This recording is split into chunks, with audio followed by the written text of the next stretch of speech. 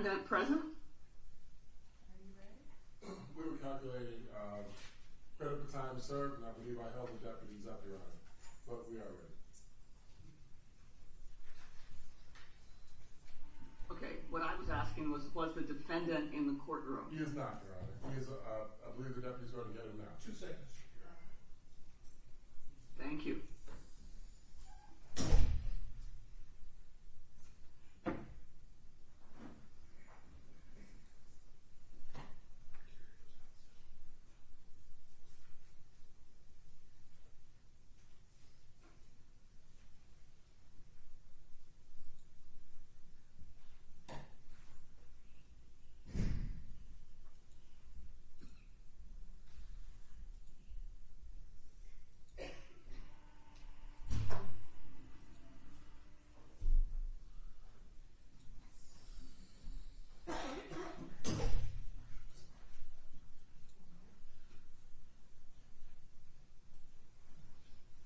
This is case 22-2429 to the state of Michigan versus Devonne Marsh. This matter is scheduled here today for the purpose of sentencing. Appearances for the record, please. Good afternoon, Your Honor. APA Larry King for the people, P78774, appearing with co-counsel. Good afternoon, Your Honor. Tina Moynihan on behalf of the people, P84692.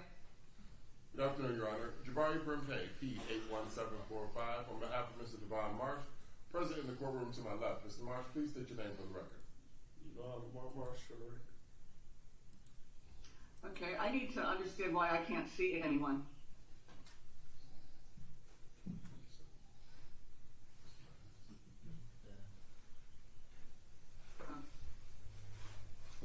Okay. Begin by placing on the record the position of the people and whether or not the people have acquiesced to having this hearing done by Zoom. Your Honor, the people are approving of Your Honor appearing on Zoom. We have no objections to Your Honor appearing on Zoom. On behalf of the defendant. Your Honor, the defense has no issue with Your Honor appearing by Zoom. Thank you. And again, Mr. Marsh did not hear this, but I'm appearing by Zoom because my husband had a surgical procedure this morning and we couldn't find a date earlier. This is the date and time set for sentencing. The court is in receipt of a pre-sentence investigation report and recommendation from the Department of Corrections. The first thing we're going to do is to go over that report and make whatever corrections as are appropriate in this case. Start out with the initial issue. This is a case in which Mr. Marsh pled guilty pursuant to a sentence agreement. He pled guilty on March 10th, 2025 of count 1, controlled substance delivery or manufacture of a narcotic containing cocaine less than 50 grams, that this is a second or subsequent offense with a double penalty. He also pled guilty to a weapons charge, felony firearm second. Excuse me.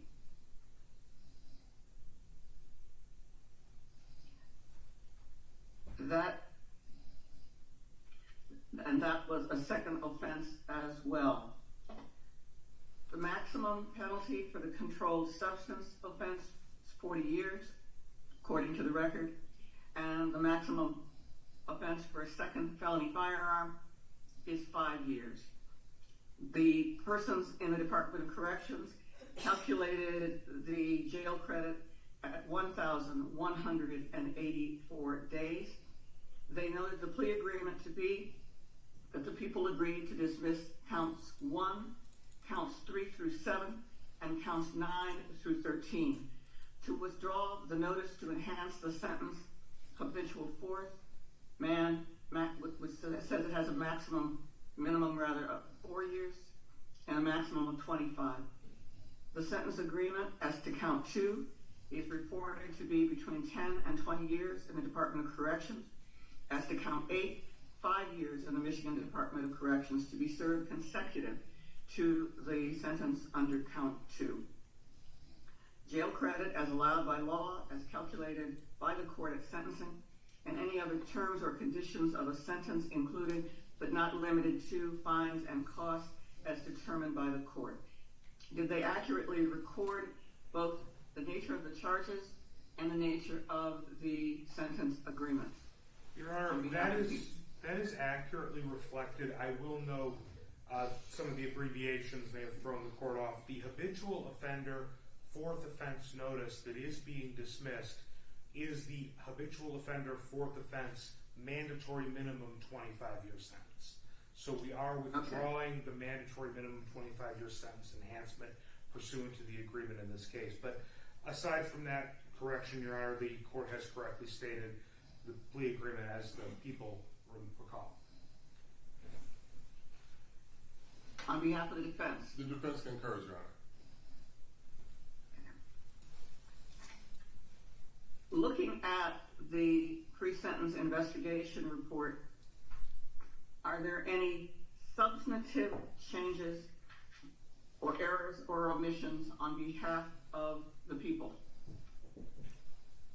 Not to the body of the report, Your Honor. The people do wish to address guidelines when that time comes. Okay, I would indicate that when I look at page 4, I don't know quite what they mean, but they're alleging that Ms. Pritchard was A, alive, and B, in the hospital. That is, of course, inaccurate, is it not? That is inaccurate, Your Honor. I'm sorry, Your Honor. This is page 4 of the... can you direct me to a paragraph? Injuries. They're describing the injuries of Ms. Pritchard. Yeah, Your Honor, yes, that was how it was reported initially by the police at the time of the arrest in this case, at the time of the police entered the home. So that is was accurate when it was initially written by the police. It is inaccurate to state that that is the current status as of now. I'm going to put a parenthesis after injuries, put in as of arrest, presently deceased. Correct. Okay. Looking at the information regarding the defendant's prior record, are there any additions, corrections to that? Not for the people, Judge. Not for the defense, Your Honor. Okay. Are there any other, and then we could go, if we would, to the sentence information report. The sentence information report indicates PAC code 333.74012A4, being the controlled substance PAC code, that this is a class D felony, that the offense date is 1/14/2022, that this is count 2, and it was scored as of 1/14/22 with a habitual second. Is that information accurate? In part, Your Honor, he is not convicted as a habitual second, but the sentence to the offense is enhanced pursuant to a second offense notice to which he admitted at the time of plea allocution. So there's a separate sentence offense notice related to a sentence enhancement related to a controlled substance offense, but it is not in and of itself a habitual notice. So what would you have me do to the face of the report? I would have you strike habitual second, and I would have you amend the and I would have you strike habitual second, and I will note that the offense title already indicates second offense subsequent double penalty. So I don't think there's anything else that needs to be done aside from striking that it is habitual. Would you concur, Mr. Krumpe? Yes, Your Honor. Okay. As to the PRV score, PRV 1 is scored at 75, 2 at 30, 3 at 0, 4 at 5, 5 at 0, 6 at 10, 7 at 0, which they say adds up to 120 PRV points, PRV level F. Is that accurate? The people believe the PRVs to be accurately scored. On behalf of the defendant. The defense agrees and concurs, Your Honor. As to the offense variables, OV1 is scored at 0, OV2 at 0, OV3 at 0, OV4 at 0, OV9 at 0, OV10 at 0, OV12 at 0, OV13 at 0, OV14 at 0, OV15 at 5, 16, 0, 19, 0, 20, 0, which they say adds up to 5 and gives us an OV level of 1. So, is that accurate? The people take issue with the scoring of the offense variables, specifically OVs 2, 12, and 13, and the people would like to argue those when the court is ready. Please do so. Your Honor, as to OV2, it's clear from the facts of the case, the charges to which he pled and the allocution that was given at the time of the plea, that the defendant was in possession of a firearm at the time, that he was also in possession of the controlled substances. I believe that warrants a scoring of 5 points for OV2. Your Honor, the people believe that OV12 should be scored at 10 points for contemporaneous felonious acts for which the defendant was not convicted. Your Honor can take the narrative contained within the PSIR into account when fashioning sentence. The narrative contained within the PSIR, in addition to the record of the case and the allocutions that Your Honor will likely hear this afternoon, all support findings that there were 2 or more crimes against a person that were also committed for which the defendant is not facing convictions. Therefore, OV12 should be scored at 10 points.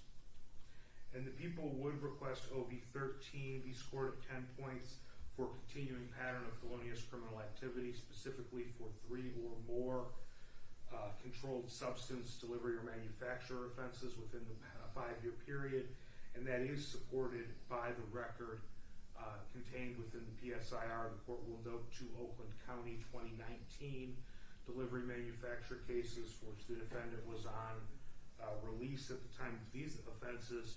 You add those to the sentencing offense, we get to that 3 within 5 years, warranting a score of 10. So the people believe that the correct level, or the correct OV score, should be a total of 30 points.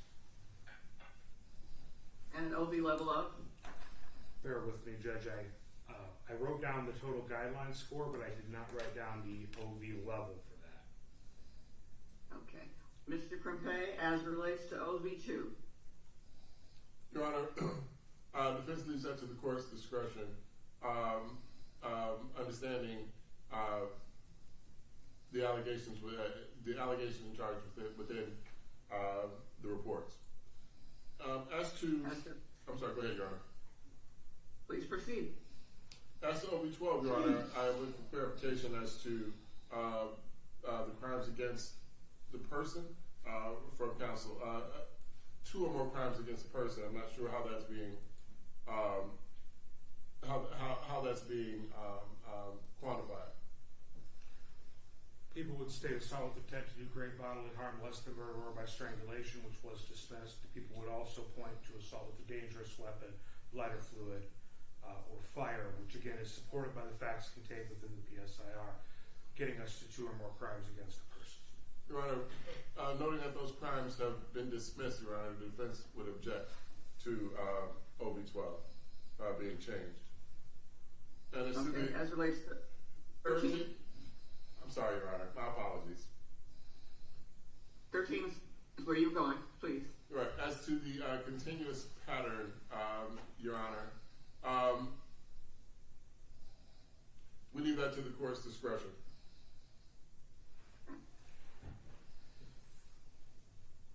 The court agrees that there is a factual basis to score 5 points under OV2. The court takes note of the allegations of assault and of the lighter fluid from the reports, and we'll grant 12 at 10. Because there are multiple narcotic offenses within 5 years rather, the court will grant the people's position as to scoring OB13 at 10. I agree that adds up to 30, and I need to know what does that make the OB level. It would bring us, Your Honor, to an OB level of 3 with a total guideline score of 29 to 57.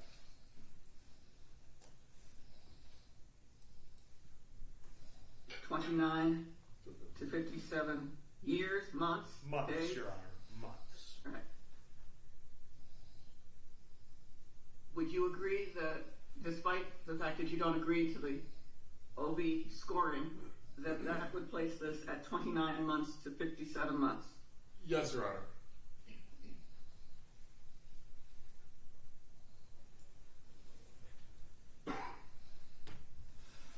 Would you like to now proceed on behalf of the people to the victim impact? I'm sorry, Your Honor. I didn't have an opportunity to be heard regarding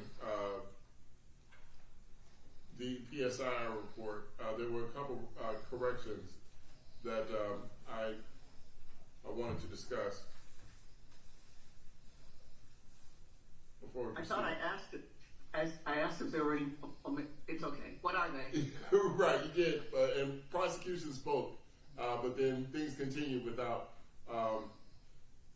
In any event, Your Honor, on page 2 of the basic information report, Your Honor, under the current offenses, both as listed, it lists Ms. Tanya Pritchard as a victim. The information nor the police reports cite or refer to Ms. Pritchard as a victim in regard to the particular current offenses, the crimes that he actually pled to. So we are specifically seeking a correction there as to Ms. Pritchard being a victim.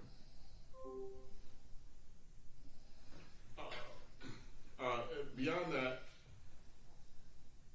Your Honor, in the evaluation and plan on page, it's like page 1 of the evaluation and plan portion of the pre-sentence investigation, it simply lists Mr. Marsh's date of birth as 3/30/1995, and Mr. Marsh was born in 1980.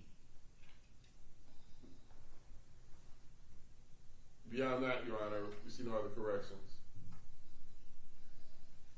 What is the people's position as relates to those? Your Honor, as it relates to the date of birth correction, people take no position, leave that to the court's discretion. I think his date of birth is a matter of record. Your Honor, while the crimes to which he pled are not traditional victim offenses, this case still has a victim. The fact that a negotiated settlement was reached does not erase that. And I would ask that the court not modify the description of the offenses contained within the PSIR. I respectfully disagree that it should not be corrected. I think it should be corrected to say that she was a victim of the uncharged and dismissed counts. And I would make that correction. And Your Honor, defense would take would object to the characterization of Ms. Pritchard as a victim, even as to the charges that were dropped in this matter, particularly given the record evidence which led to the reduction in this case, or the drop of those charges. Okay, I would indicate that there is conflicting information as to what occasioned her being set afire. There does not seem to be any conflicting information about, after her being set afire, that she was not taken for any medical care for a number of days. To that end, I'll continue with my assertion that she's a victim of dismissed charges, not a victim of the public crime of controlled substance. With that, are we prepared to hear from persons having the need to share the impact of this situation on their lives? Your Honor, yes. The people will note there are a number of members of Ms. Pritchard's family present in court today, as well as observing via Zoom. Her father, Mercurio Verduzco, is present on Zoom. Present within the courtroom is Ms. Pritchard's daughter, Summer, as well as Ms. Pritchard's sister. Ms. Pritchard's daughter wishes to make an allocution on behalf of herself and on behalf of Mr. Verduzco, and she has indicated she wishes to allocute first.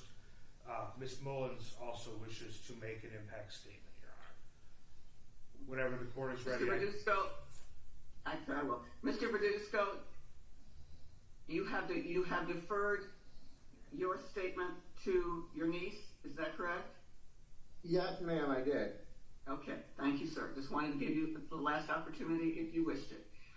Please proceed. Thank you. Please proceed and put the ladies on the witness stand. They're coming up now, Your Honor. Okay. So like I told you to look in that chair, just watch your step from the incline there, okay?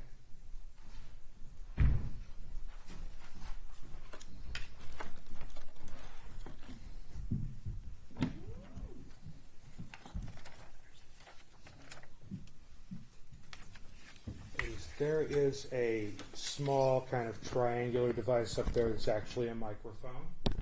It's right there. So that's going to pick you up and amplify your voice in the courtroom and make the record clear. So you don't have to lean into it or anything, but just make sure that you're speaking loud enough that that picks it up. Summer, do you still want to go first? Yes, sir. Okay. Speak loudly and clearly for the court. Tell Judge Stevens who you are, and then proceed with your impact statement. And Judge, it's also my understanding that this will not be video recorded by the media, correct? That is my order. Thank you. And I'm sure they're complying. Thank you. Your Honor, my name is Summer, and I'm the daughter of Tanya. Devonne Marsh didn't just commit a crime, he tore apart a family. He took my mother's life in a way so brutal, so heartless, that no sentence could ever truly bring justice. In 2022, when I was just 15, this man set my mother on fire while she was pregnant with his 2 unborn children. She fought for her life, but the damage was already done. Just over 8 months ago, she passed away. It has been 258 days since I lost my mother, since sisters and brothers have lost their sister, since nieces and nephews have lost their aunt, and since a mother and father have lost their daughter. But the truth is, Devonne started taking from us long before she died. He didn't just isolate her, he abused her, he broke her down mentally, emotionally, and physically. He kept her away from me as well as my family and made sure we missed out on time we will never get back. There was one day I'll never forget. I called my mom to ask if we could go to the mall together. She said she'd call me back. Hours later, she called crying. She said she couldn't make it today. I didn't understand at the time. It wasn't until a year later that I found out it was because he fractured her arm. That moment sticks with me because it's just one of many that was stolen, not just from her, but from me too. On top of everything, my mom struggled with addiction while I was growing up. Because of that, I didn't get much of a childhood with her. But even through all of it, I never gave up on the idea that one day we would have a relationship I've always wanted. Now I'll never get that chance.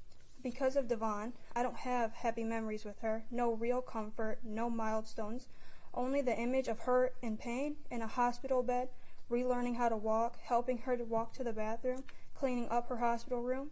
Instead of spending my childhood as a child and making loving memories with my mom, I had to be the adult and take care of her. Since losing her, I've been struggling mentally, emotionally, and physically. I've lost all motivation.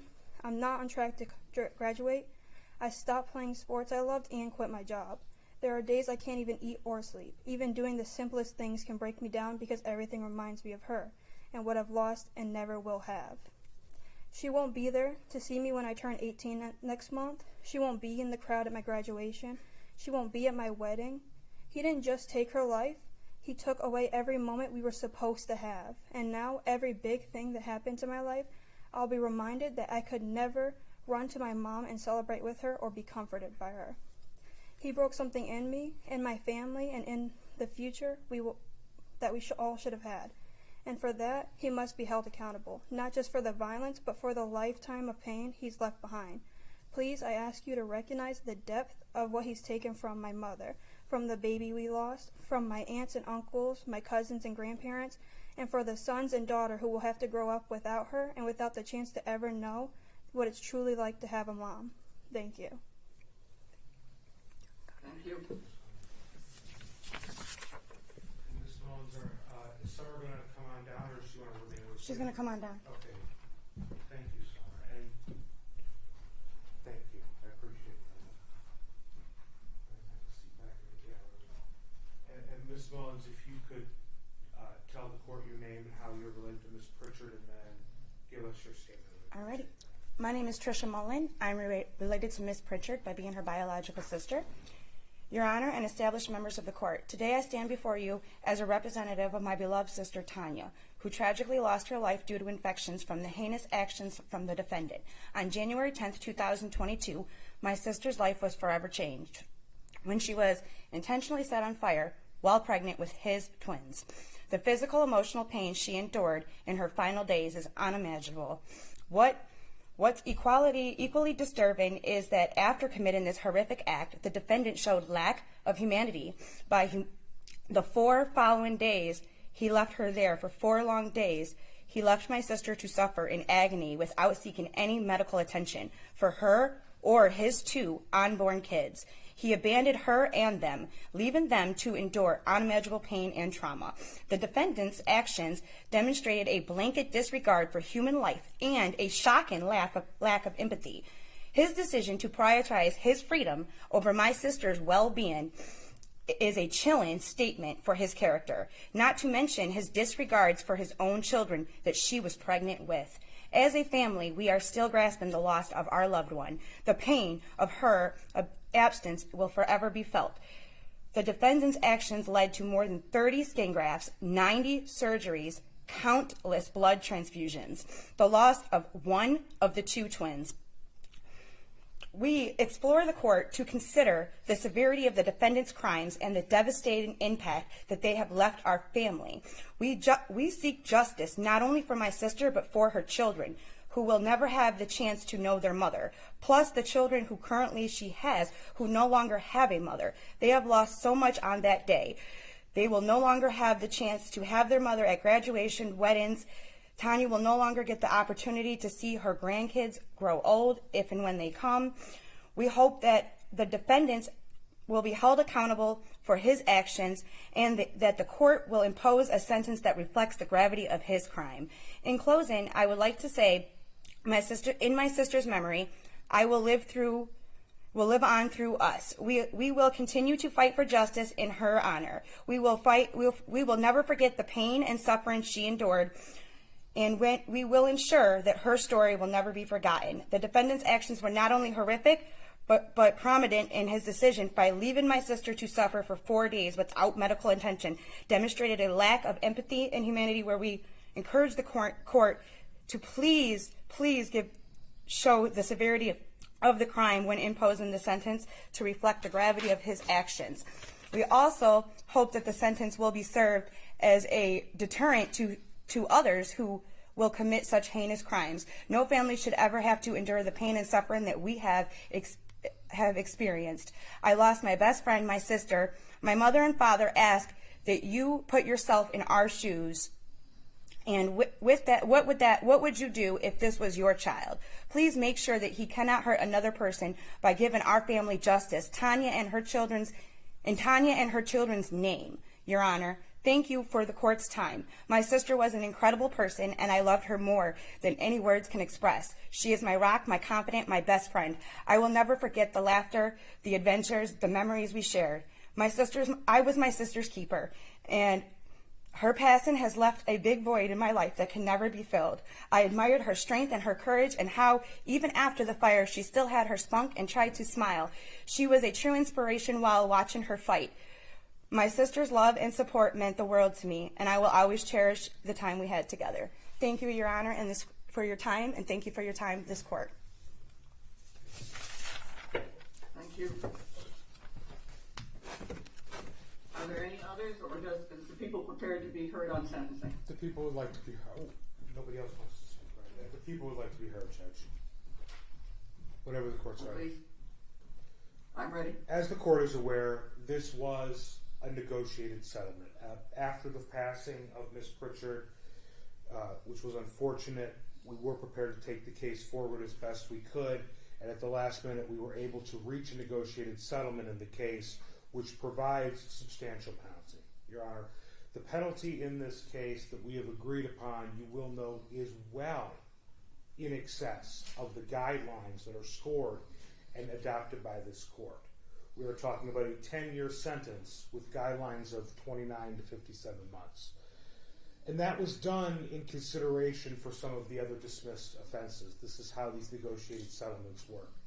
Is it ideal? Is it perfect? Unfortunately not.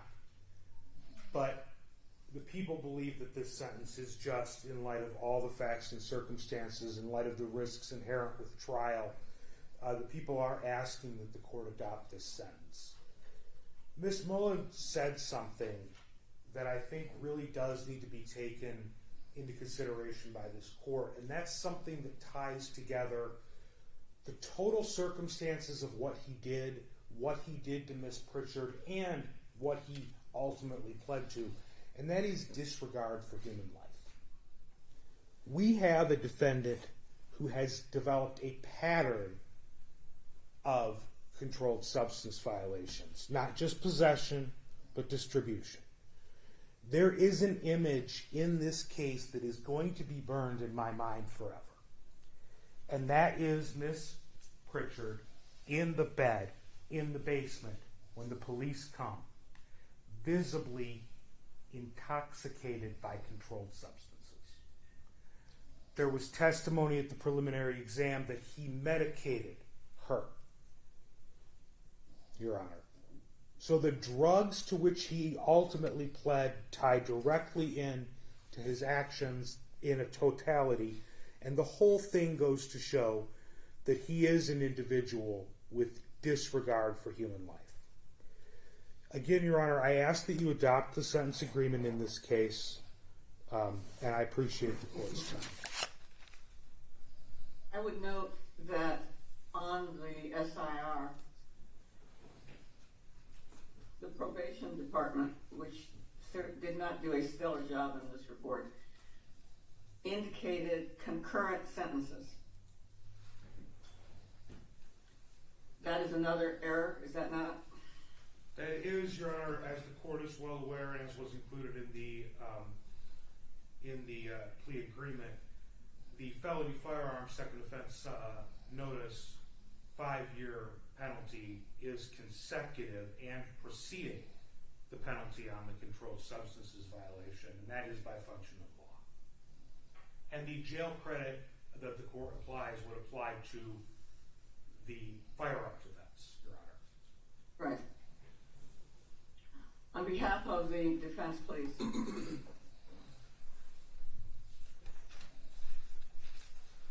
Does your client wish to speak, sir? My client does not wish to speak, Your Honor. All right. However, Please proceed. thank you. On my client's behalf, Your Honor, first I'd like to thank Ms. Pritchard's family for coming here today. We know this is a very difficult and emotionally charged circumstances that brought you here. And the charges and circumstances are not taken lightly in any respect. That said, Your Honor, I only believe it fair to note that, for the record, and understanding that there is a plea agreement in this case, which we are respectfully requesting Your Honor follow, that there are elements of the record which would have been introduced at trial which draw great doubt into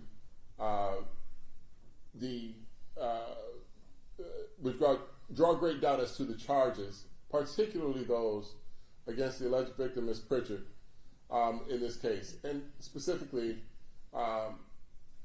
admissible evidence whereby she herself, without being forced, unequivocally stated that she set herself on fire. I also would like to state that there is a great deal of evidence that would have been introduced at trial, which would lend itself towards a very reasonable explanation. Although, of course, not taking away from the nature of the circumstances, which is horrific, but an explanation and a defense for my client as to why Ms. Pritchard was in that basement for 4 days. There was an explanation for that. That did not come out at trial. I do not believe this to be the forum to go into all of that detail, but I want the court to keep that in mind in this sentencing hearing. Beyond that, Your Honor, again, we respectfully request that Your Honor abide by the sentence agreement, and we hereby rest. Thank you. Thank you.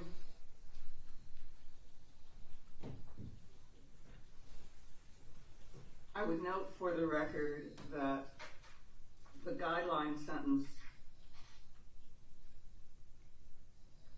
for the offenses for which the defendant pled guilty were 2 years and 5 months to 4 years and 7 months. That the sentence agreement is 120 to 240 months, with the 5-year felony firearm remaining as it is statutorily mandated. Generally speaking, guidelines are appropriate and have been the subject of debates and discussions and settle at a reasonable range proportionate to crimes. They're very helpful to us in assuring that the multiple purposes of sentencing are achieved and the possibility and the probability of return to society is maintained.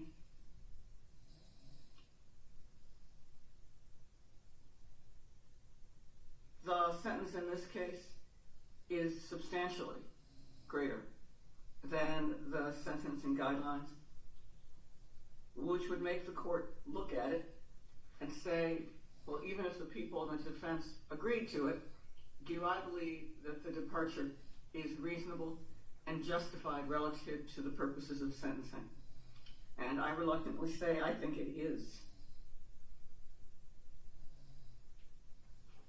I'm aware, having been with this case almost since it was filed, that there were vigorous defenses put forth by both this counsel and predecessor counsel. I'm aware that the decedent, who unfortunately was struggling with addiction, offered at least 3 versions of the circumstances that occasioned her being set on fire. All of those circumstances, however, placed her addicted, pregnant, and burnt in a basement for a substantial period of time with no medical care. All of the versions placed the guns and the narcotics in the same basement. My amazement, frankly, was that the other persons in the house who had to either smell the burnt flesh were not charged with something as well. I will follow the recommendation, the sentence agreement, and the recommendations from the Michigan Department of Corrections and and sentenced on first to 5 years on the felony firearm 2, with credit of, I moved that page, 1,184 days to be applied to those 5 years. Subsequent to that, he is to serve a sentence of 20 to 40 years for the controlled substance count. We would order him to pay crime victims assessment of $68, court costs of $1,000, and attorney's fees of $400. State court costs are also $68.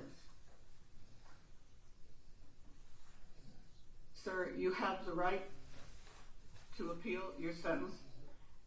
In your case, it would be requesting leave of the Court of Appeals to contest your sentence. Leave means that you would have to convince the Court of Appeals that there was a meritorious or good reason to review your plea of guilty. You will be given papers that will remind you of those rights, and it is your obligation to request counsel, if that's what you want, and to request the leave to appeal within the 42 days that will be on that piece of paper. Counsel, have you had the opportunity to, I noticed that your client does have, I do not know whether your client is a fluent reader, so I would ask if you have either read or otherwise discussed his appellate rights with him so that he has an understanding of those. I'm doing so now, Your Honor. I'm going through the form now. Your Honor, my client did have, my apologies for interrupting, my client did have a question. He believes that you stated 20 to 40 years in the sentencing, whereas it's 10 to 20. Thank you.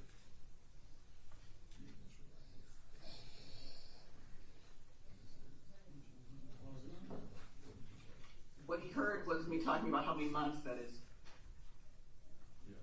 It's 120 or 240.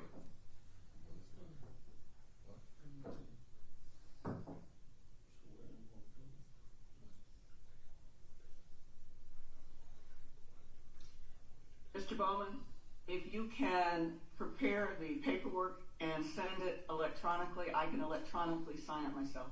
Okay, will do, Judge. Is there anything more on behalf of the people or on behalf of the defendant? Nothing further for the people, Your Honor. Thank you. Nothing further for the defense.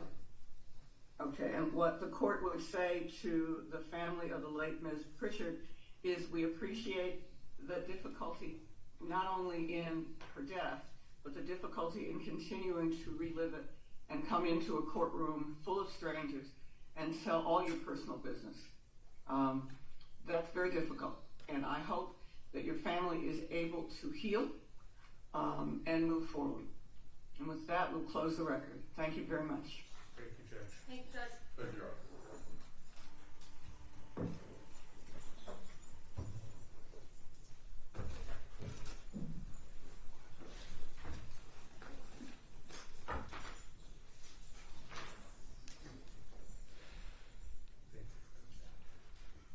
Mr. Bowman, I'm going to leave. Okay, I'll email you the orders.